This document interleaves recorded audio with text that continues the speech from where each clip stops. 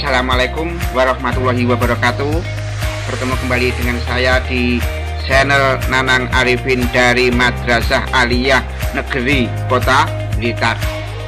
Mari kita buka pertemuan kali ini dengan bacaan basmalah. Bismillahirrohmanirrohim. Anak-anakku, kemarin kita sudah membahas tentang organ ekskresi, organ pengeluaran dalam tubuh kita. Ya, yang sudah kita bahas pada pertemuan kemarin, ya ini pertama adalah ginjal, sudah kita bahas. Kita sudah bahas kulit, kita juga sudah bahas paru. Yang belum kita bahas adalah ini, organ ini yang ada dalam tubuh kita, hati. Anak-anakku, Anda mungkin pernah lihat urin ya. Urin umumnya warnanya kuning. Yang sehat itu urin yang berwarna kuning bening. Ini sehat. Ini Anda berarti jumlah minumnya cukup baik. Kalau ini bening, nggak ada warna kuningnya, berarti Anda sudah tercukupi. Kalau warnanya kuning pekat, berarti Anda butuh banyak minum. Kalau kuning muda, Anda butuh banyak minum. Kalau kuning pekat berarti sangat butuh banyak minum. Mengapa kok urin itu berwarna kuning? Feses juga berwarna kuning. Ini kita bahas dalam materi berikut ini. Nah, kita akan membahas ini, organ hati. Ini hati kita, organ hati. Ada 3 tujuan pembelajaran. Yang pertama, siswa dapat menjelaskan berat dan letak organ hati. Yang kedua, siswa dapat menjelaskan struktur organ hati. Yang ketiga, siswa dapat menyebutkan dan menjelaskan fungsi dari organ hati. Nah, ini organ hati kita. Organ hati kita itu beratnya sekitar ini 1,5 kg atau sekitar 3-5% dari seluruh berat badan. Letaknya organ hati ini, nah ini, itu ada di sebelah kanan atas perut kita, di bawah tulang rusuk. Ini fungsinya apa? Dapat memperbarui sel-sel yang rusak akibat luka atau penyakit. Kalau organ hati ini rusak, maka akan mengganggu proses pembaruan sel-sel yang rusak. Maka pesan Bapak, jaga organ hati Anda biar tidak rusak. Nah, Bapak akan menjelaskan dari sini ya. Materinya ini akan Bapak jelaskan dengan gambar di sini. Nah, struktur organ hati. Organ hati kita,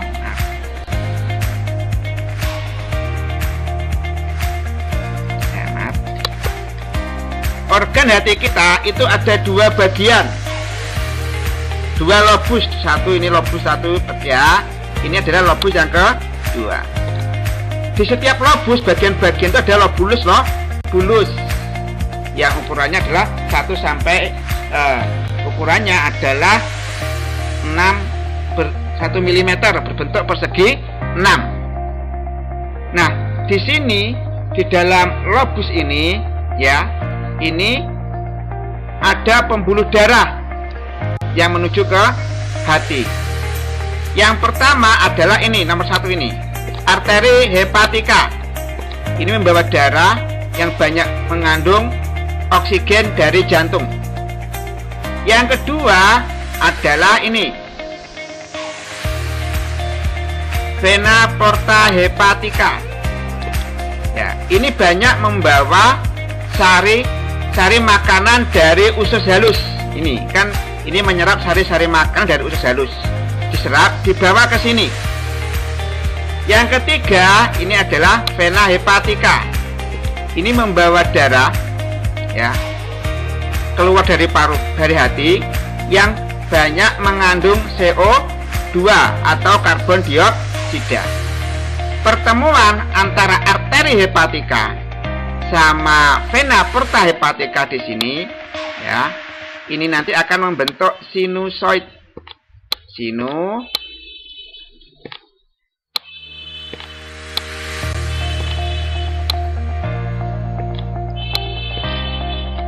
akan membanyak membentuk sinusoid. Sinusoid nanti di sini akan menjadi sel Kupffer. Sel Kupffer itu akan memfagosit. Apa itu memfagosit itu? Istilahnya memfagosit itu ya memakan, menelan. Menelan apa? Menelan zat-zat dan organisme yang berbahaya. Ditelan, maka nanti hasilnya akan menjadi bilirubin. Bilirubin akan dieskresikan. Dieskresikan itu dikeluarkan menjadi zat warna empedu yang memberi warna kuning pada urin Anda dan feses Anda. Bapak, lanjutkan ini penjelasannya syarat materi. Selanjutnya, struktur organ hati, ya, kan organ hati tersusun beberapa jaringan jaringan. Nah, jaringan itu tersusun atas sel-sel namanya sel-sel hepatosit. Nah, sel-sel hepatosit ini sel-sel hepatosit. Antara lapisan hepatosit itu dipisahkan oleh yang namanya lakuna ini. Antara ini dan ini lakuna. Antara hepatosit yang satu yang lain dipisahkan oleh lapisan namanya kanalikuli. Itu struktur dalam organ hati kita. Nah, apa fungsi dari hati? Ada beberapa fungsi. Yang pertama, hati itu berfungsi untuk tempat menyimpan energi. Yang kedua, mengambil vitamin. Yang ketiga, sebagai pabrik kimia tubuh. Yang keempat, pembersih atau detoksifikasi.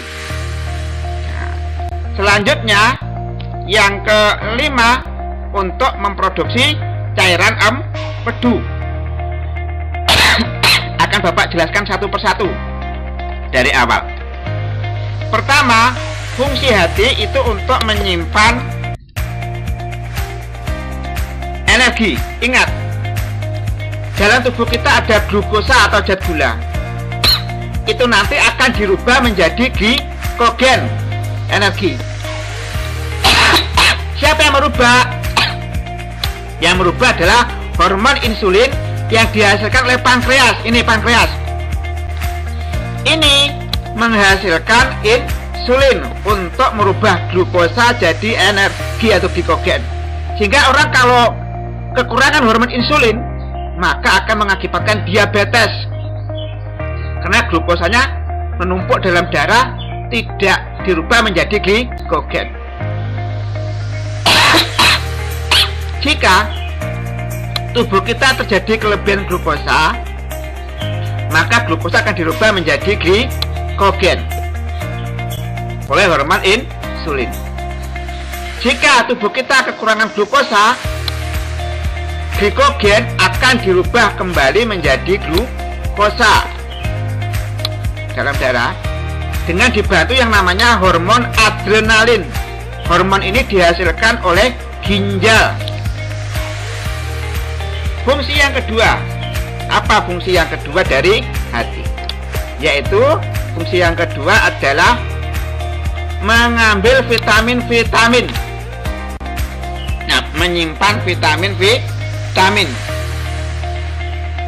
Di sini hati ini akan mengambil vitamin dari aliran darah yang dibawa oleh pembuluh portal hepatika.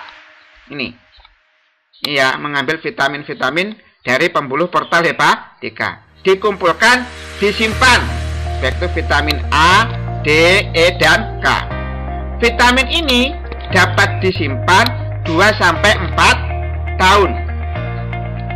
Selanjutnya, fungsi yang ketiga, sebagai pabrik kimia tubuh. Itu pabrik menghasilkan zat-zat kimia, zat-zat protein. Yang pertama, albumin, itu membantu ketersediaan kalsium dan pergerakan air dalam aliran darah.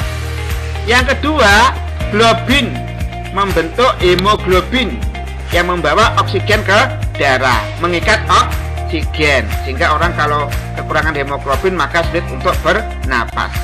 globulin. Di dalamnya ada antibodi untuk kekebalan dan berperan untuk mengangkut lemak. Selanjutnya, hati menghasilkan fibrinogen dan protombin untuk penyembuhan luka dan membekukan darah sehingga darah tidak mengalir kembali. Fungsi yang keempat, sebagai pembersih atau detoksifikasi, membersihkan zat racun, obat dan alkohol. Maaf, jangan banyak makan obat ya. Kalau terlalu banyak untuk penyakit, banyak makan obat, maka itu menjadi racun dalam tubuh kita. Di sini alkohol, obat-obatan racun diserap oleh hati, dinetralkan oleh zat warna empedu. Ini kalau kita banyak minum alkohol, banyak racun, maka bisa menyebabkan hati kita menjadi keras.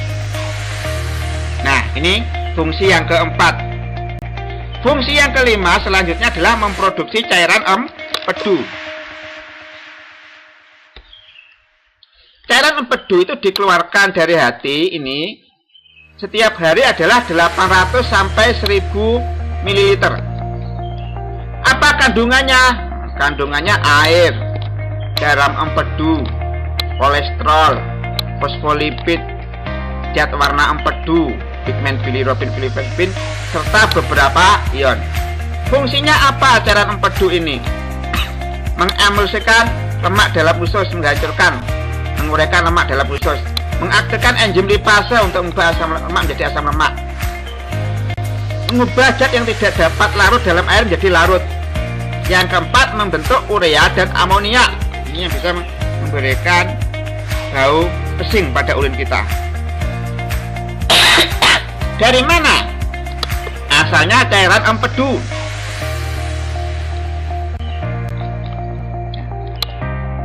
Nah, itu berasal dari hancuran hemoglobin dan eritrosit yang diuraikan menjadi hemin, zat besi, dan globin. Nanti akan saya jelaskan. Nah, hemin, zat besi, globin nanti akan disimpan di hati, lalu dikirim di sumsum tulang merah di sini. Nah, apa fungsi hemin, zat besi, dan globin? Zat besi dan globin di sini, nah, itu untuk membentuk hemoglobin dan antibodi untuk kekebalan tubuh. Nah, hermin akan dirubah menjadi bilirubin dan bilirubin yang berwarna hijau. Zat warna tersebut mengalami oksidasi, direaksikan dengan oksigen menjadi urobilin yang dikeluarkan akan memberi warna kuning pada urin dan feses kita, sehingga urin kita itu berwarna kuning. Tapi yang baik adalah kalau urin yang baik adalah warna kuning bening. Ya, pertemuan kita sudah usai. Mari kita tutup pertemuan kali ini dengan bacaan doa penutup majelis. Subhanakallahumma wa bihamdika asyhadu alla ilaha illa anta astaghfiruka wa atubu ilaik. Wallahu muwaffiq ila aqwamit thoriq. Wassalamualaikum warahmatullahi wabarakatuh.